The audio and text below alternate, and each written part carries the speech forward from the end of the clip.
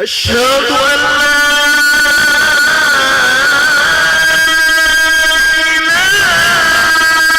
لا إله إلا الله.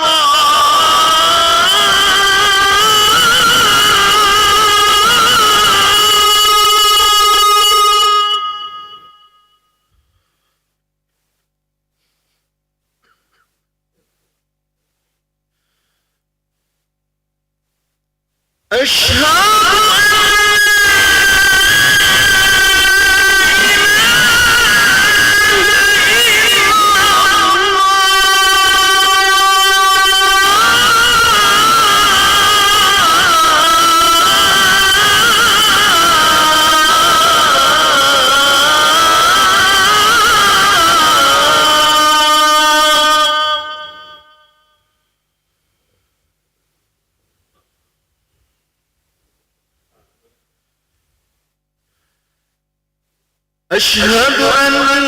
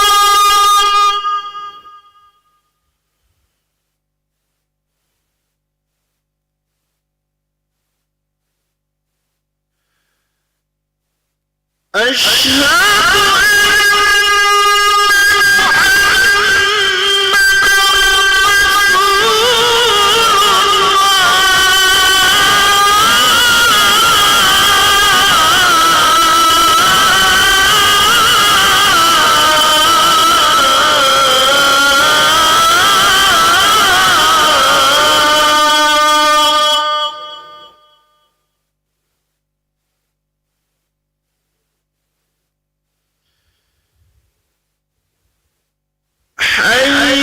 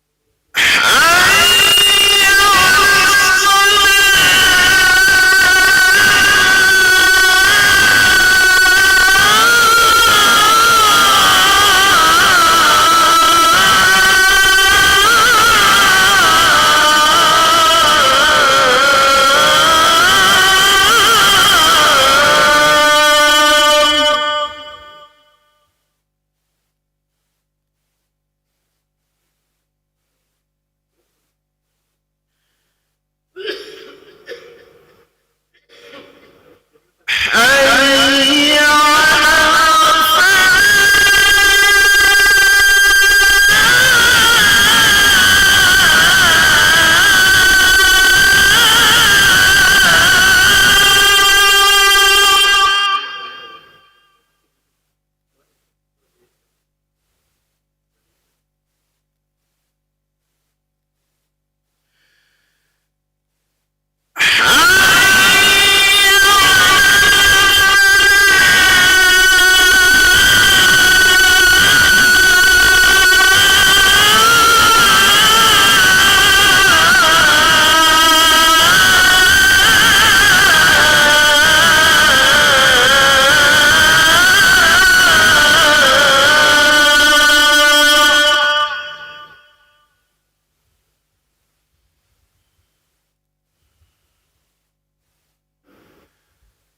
الله.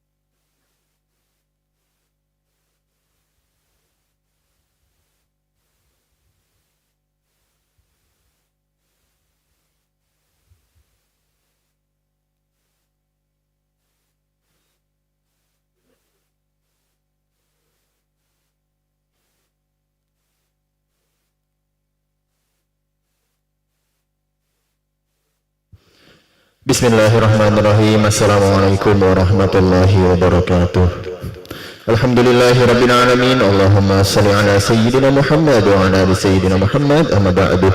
Jamaah salat maghrib yang dirahmati Allah Subhanahu wa taala, selamat datang ahlan wa sahlan wa marhaban bihudurikum fil Masjid Sultan Mahmud Bararuddin Jaya Wikrama Palembang.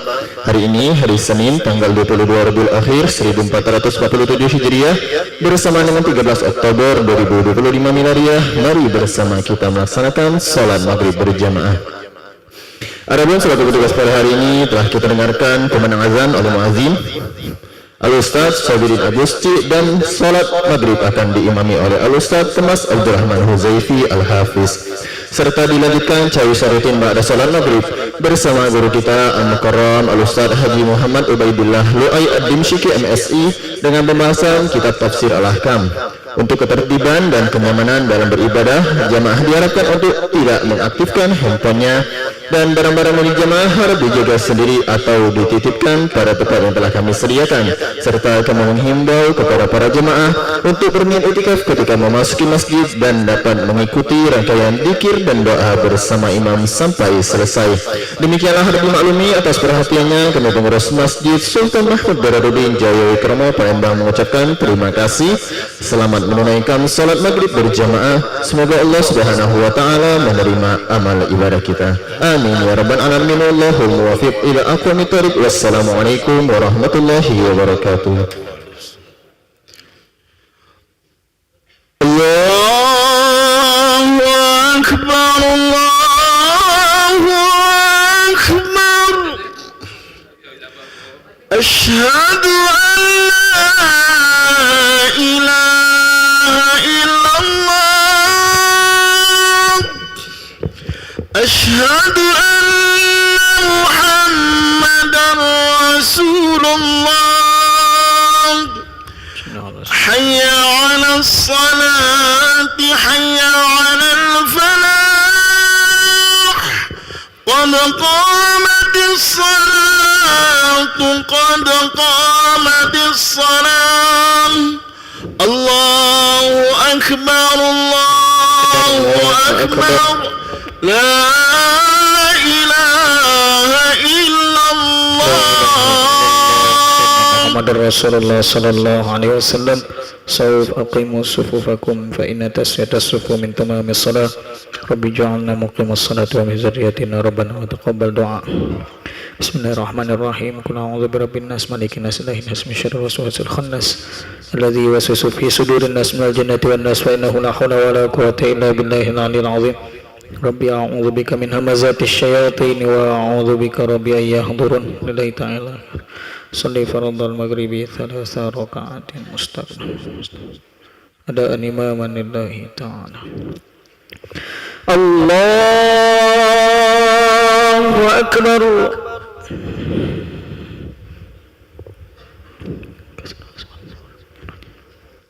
Salatu wa nusuki wa mahya wa mati syarika lahu wa bidzalika. A'udzu billahi minasyaitonir. Bismillahirrahmanirrahim. Alhamdulillahi rabbil alamin. Ar-Rahmanir Rahim. Maliki yaumiddin. Iyyaka na'budu wa iyyaka nasta'in. Ihdinas siratal mustaqim. Siratal ladzina an'amta 'alaihim ghairil maghdubi 'alaihim waladdallin.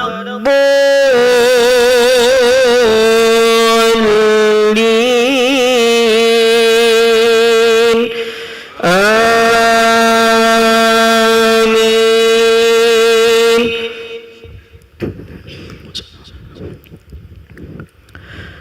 يسألونك عن الأهلة قل هي مواقيت للناس والحج وليس البر بأن تأتوا البيوت من ظهورها ولكن البر من اتقى وأتوا البيوت من أبوابها واتقوا الله لعلكم تفلحون وقاتلوا في سبيل الله الذين يقاتلونكم ولا تعتدوا إن الله لا يحب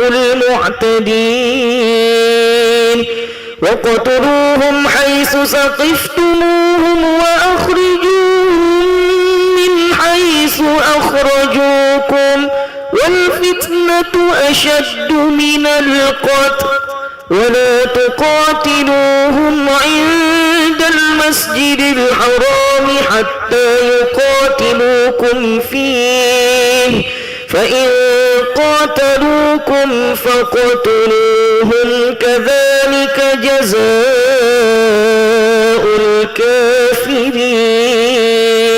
الكافرين الله أكبر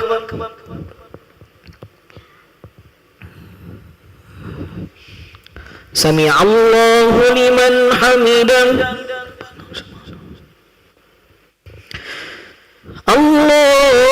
الله أكبر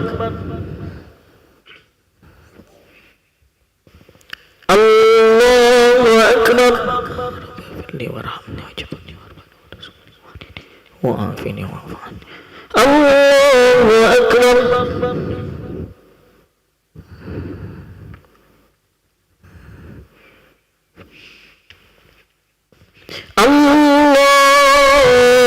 الله أكبر بسم الله الرحمن الرحيم الحمد لله رب العالمين الرحمن الرحيم مالك يوم الدين إياك نعبد وإياك نستعين اهدنا الصراط المستقيم صراط الذين أنعمت عليهم غير المغضوب عليهم ولا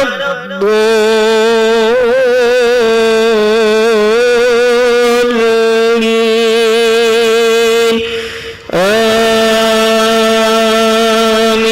آمين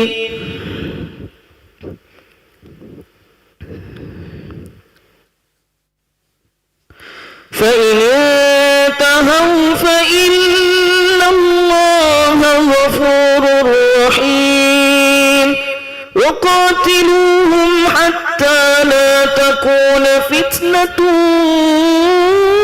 ويكون الدين لله فإن انتهوا فلا عدوان إلا على الظالمين الشهر الحرام بالشهر الحرام والحرمات قصاص فمن اعتدى عليكم فاعتدوا عليه بمثل ما اعتدى عليكم واتقوا الله واعلموا أن الله مع المتقين وأنفقوا في سبيل الله ولا تلقوا بأيديكم إلى التهلكة وأحسنوا إن الله يحب المحسنين الله أكبر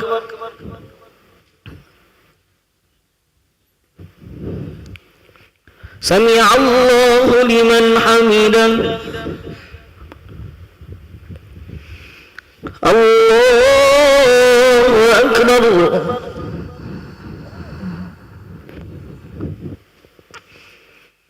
الله أكبر وعافني واعف عني الله أكبر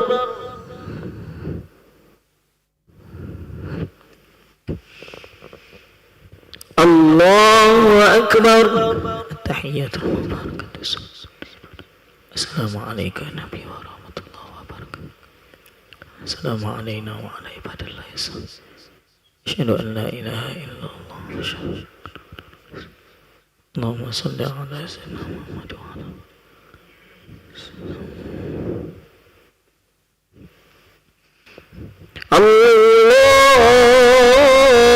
Allahu akbar.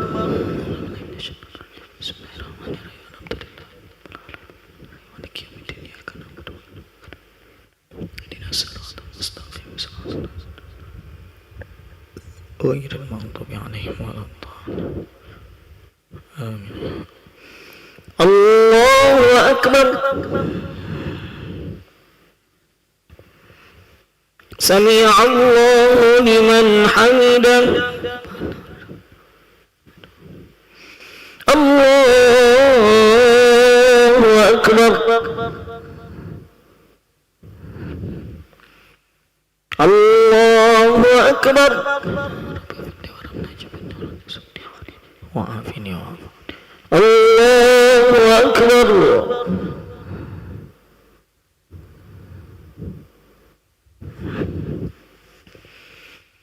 الله أكبر.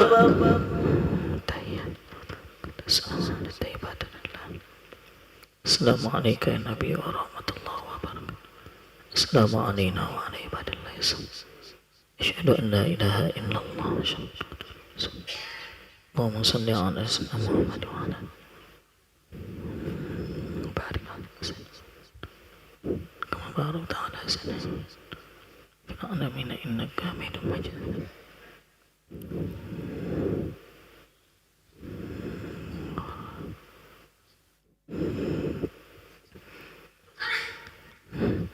السلام عليكم ورحمة الله. السلام عليكم ورحمة الله. ونعوذ بك من سخطك والنار. استغفر الله العظيم. استغفر الله العظيم الذي لا إله إلا هو الحي القيوم وأتوب إليه. استغفر الله العظيم الذي لا إله إلا هو الحي القيوم وأتوب إليه. استغفر الله العظيم الذي لا إله إلا هو الحي القيوم وأتوب إليه. لا إله إلا الله وحده لا شريك له. له الملك وله الحمد يحيي ويميت وهو على كل شيء قدير. لا إله إلا الله وحده لا شريك له. له الملك وله الحمد يحيي ويميت وهو على كل شيء قدير. لا إله إلا الله وحده لا شريك له. له الملك وله الحمد يحيي ويميت وهو على كل شيء قدير. لا إله إلا الله وحده لا شريك له. له الملك وله الحمد يحيي ويميت وهو على كل شيء قدير. لا إله إلا الله وحده لا شريك له. له الملك وله الحمد يحيي ويميت وهو على كل شيء قدير. لا إله إلا الله وحده لا شريك له. له الملك وله الحمد يحيي ويميت وهو على كل شيء قدير. لا إله إلا الله وحده لا شريك له. له الملك وله الحمد يحيي ويميت وهو على كل شيء قدير. لا إله إلا الله وحده لا شريك له. له الملك وله الحمد يحيي ويميت وهو على كل شيء قدير. لا إله إلا الله وحده لا شريك له.